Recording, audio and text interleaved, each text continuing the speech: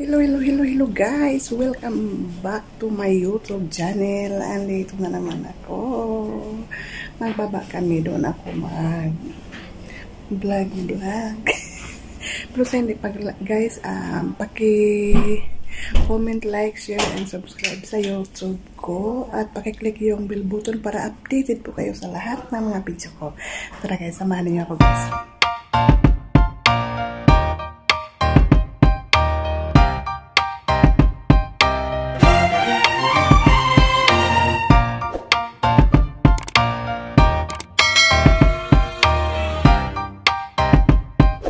Ayan guys, andito na ako sa baba guys. Ayan. Balik pa rin ako dito sa sa plaster ko. Dito guys.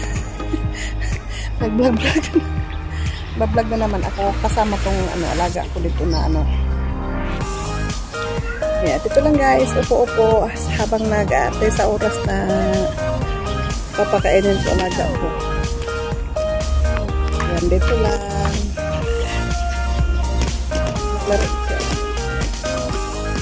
Mabuti naman kasi sinira naman na dito. Sinira naman. Ganito talaga yung buhay ng OFW. So, dito lang. Upo lang ako dito. May mga upuan din dito. Nag-alakay. So, dito lang ako.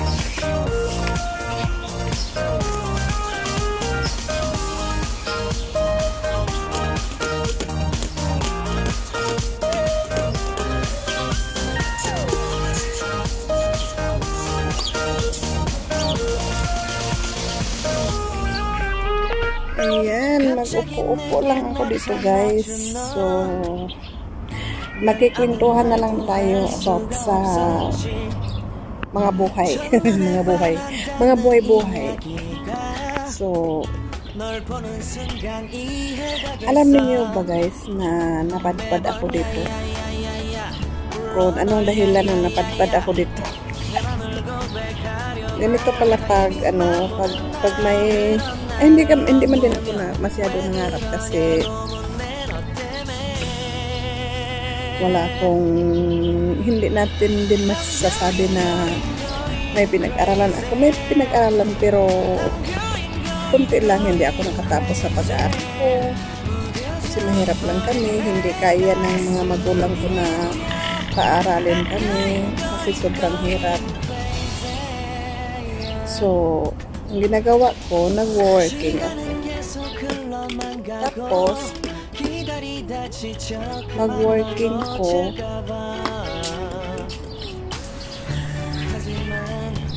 Doon pa kami nakatira doon sa Zamboanga del Norte. Ay, Lanao del Norte, doon ako nakatira. Doon pa kami nakatira. So, doon ako nag-aaral. Doon ako nag-working ng grade 4 ko. Hanggang hindi ako nakatapos ng grade 4 ko. Pumupunta yung mga magulang ko dito sa Bukidnon. Yun. Huminto ako sa pag-aral ko kasi kailangan ko na sasama sa kanila.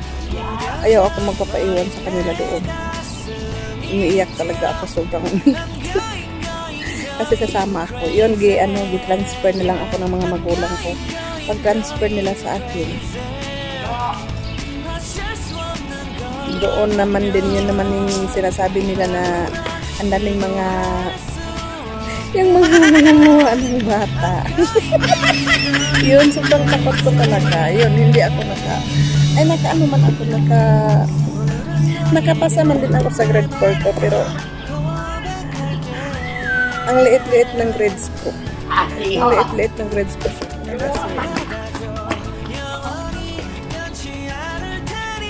Hindi ako pumapasok sa paralan. Makaagi kami ng yung mga daming saging. Doon kami nagtatago. Kasi pag marinig namin yung mga boses ng mga sasakyan,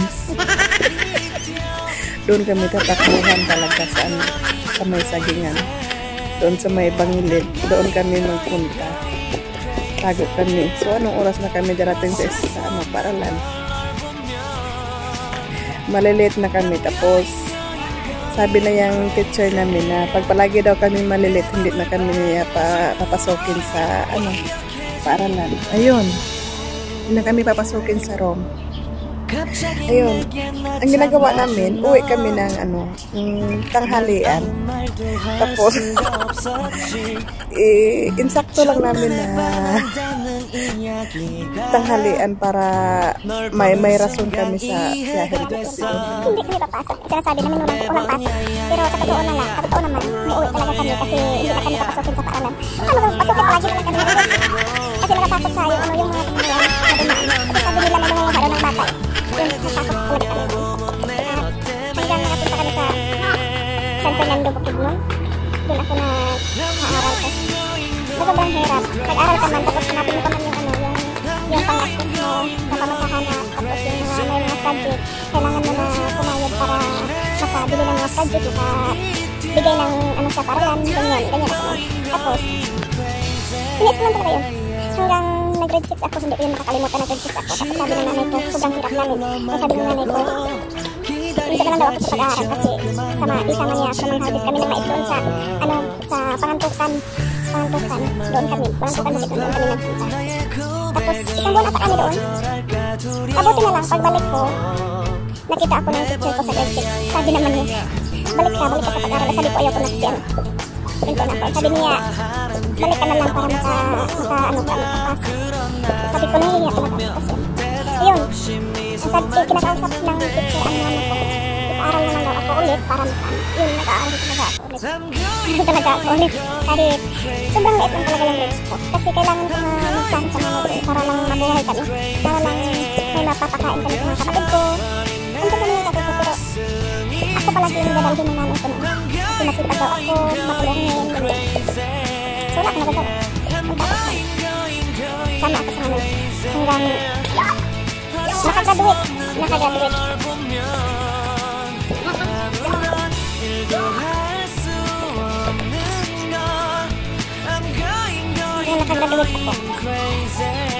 Pag-graduate ko naman, nagsanghid ako, paalam ako sa mga magulang ko na ang dami kasing kukuha sa akin ng working student. So, gusto ko sana mag-working para gusto ko makatapos sa pag-aaral. Pero yung sabi ng anak ko, tatay ko, nakakahiya daw pag ako mag-working student. Nakakahiya daw na doon manirahan sa ibang tao, tapos yung ibang tao ang magasto sa akin. Sabi niya, wag na lang. Yun. Nasabi ko lang ako, yung trabaho naman ako. Kahit labandera, ganyan. Ayaw din ng tatay. Kasi baka daw anong nangyari sa akin. Ayun. Tapos hanggang ako, naasawa ako sa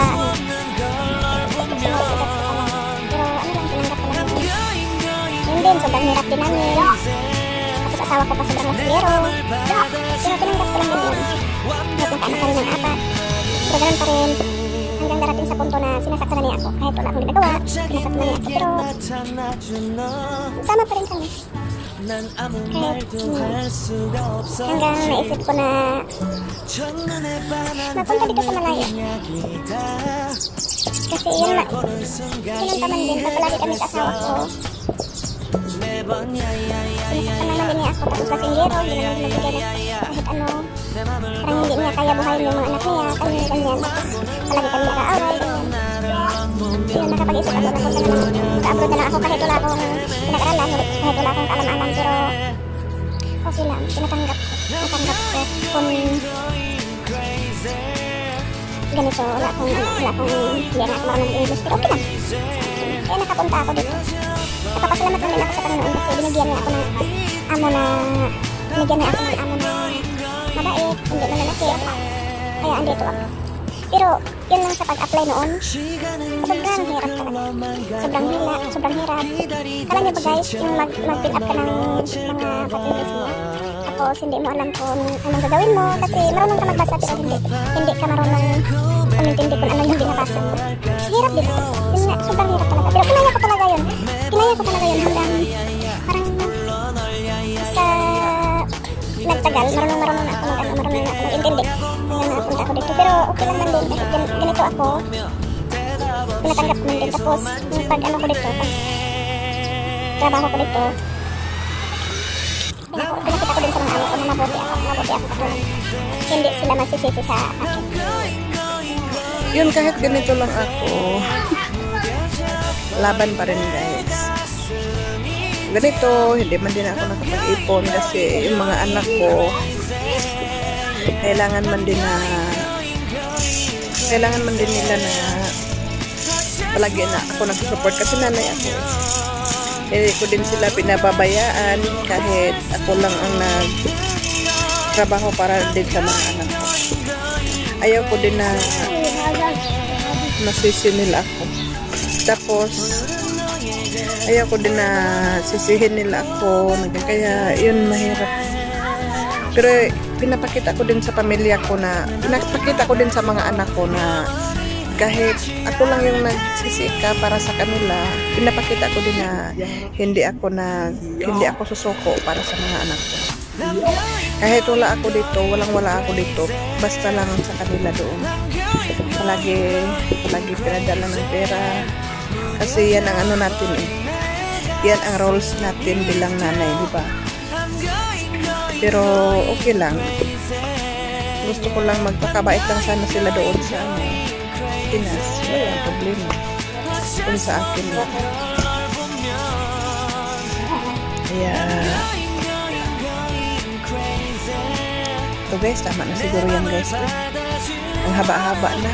Baka maiyak na naman ako. Sige na guys, bye-bye na guys. God bless guys. Thank you for watching. Bye-bye. Love you all. Maraming salamat sa pagpanood sa video ko.